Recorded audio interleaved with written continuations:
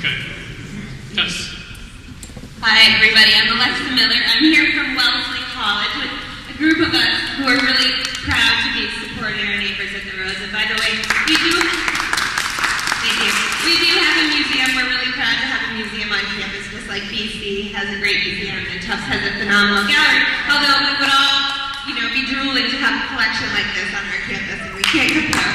I just wanted to say one thing, since there's been a couple of questions saying, what can we do, what can we do, what can we do?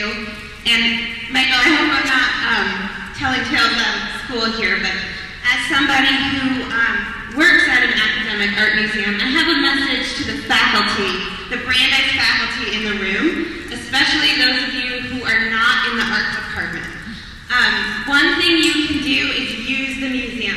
Continue to write your petitions and write your emails and get the word out there, but in this sacred period of time when the museum is operating, use it, create a demand, use works of art in your teaching. If it seems like works of art are too slippery, a text or a primary document to use more slippery than writing or say video, use the resources that the Rose can offer. Use Emily.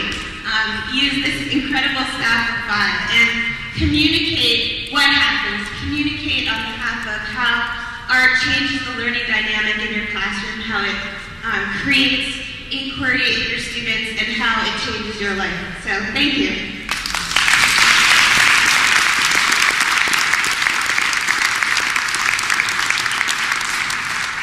I'm the director of the Danforth Art Museum, and I also want to lend my support as another museum professional, but I also want to communicate just how very dangerous this situation is.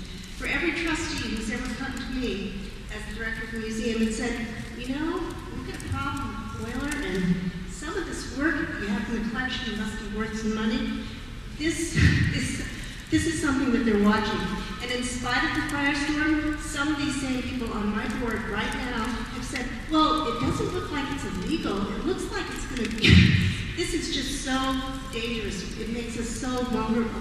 I was speaking with the curator of the Mount Holyoke College Art Museum today, and I was at the U for many years. As a college art museum, it makes us very vulnerable. So you're all watching with great trepidation and great support for what you're going through right now.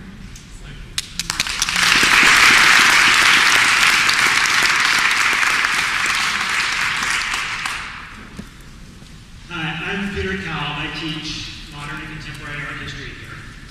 And I wanted to say a couple words about the use of music and the importance of having this here as a tool and as an inspiration.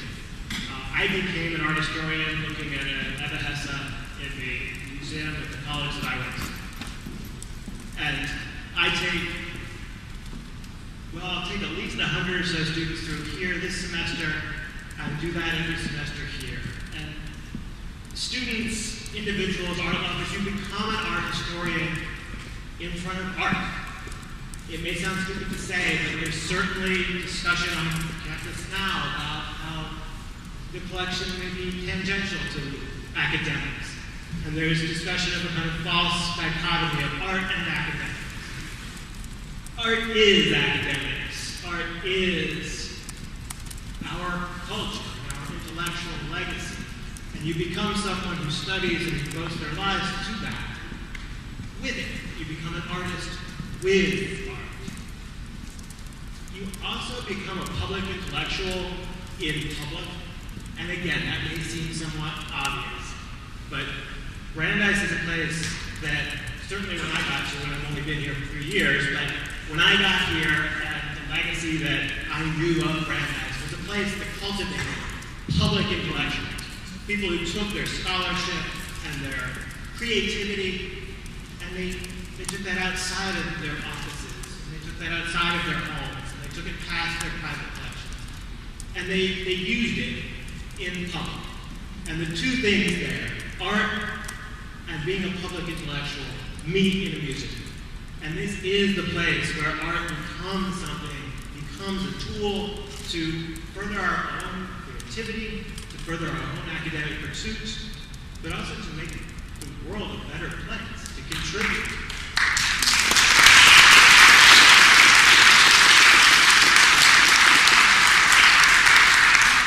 And in that way, that is what this resource is. And I can't really think, I've made this case any number of times, every time I've applied for a job, including this one, that art history is the place where all of these things come together, where material culture, where intellectual culture, where public culture come together.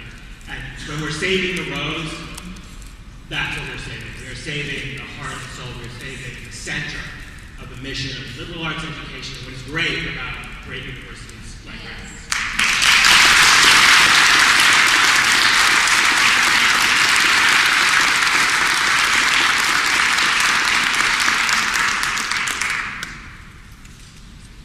Okay.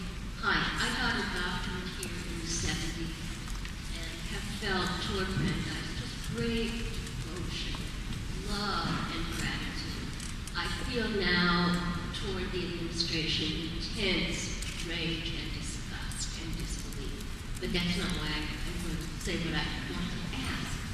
I have been given to understand, and I want to know if anybody can confirm or disconfirm it, that the moment that the board first made public its thinking about de-accessioning purely for the purpose of getting a few bucks, the museum, as a museum, lost its accreditation, and that there is no way. I'm not telling you what I've been told, and I'd love to be told I'm wrong. The university, in that step, essentially dissolved the Rose Art Museum, merely by uttering this as a thought. And that the Rose cannot, as we know it, be saved, because it is no longer, as we have known it, an accredited university museum. Now, this can be reversed. The idea that, hold on.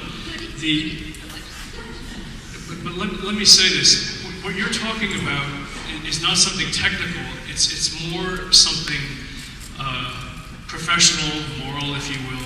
As soon as it is announced that the museum is being closed or that artwork is being sold, then I think what you mean is that then you are saying that nobody will lend work to the museum if it stays open, no donor will give money to the museum, and so forth. In other words, that the life of the museum as we have known it ends.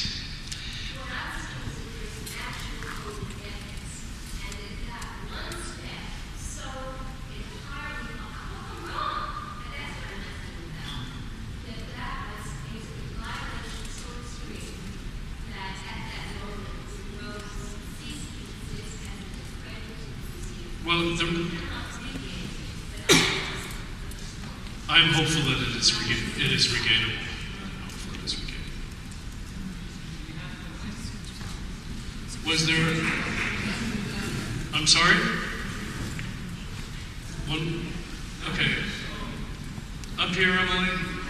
We have a hand.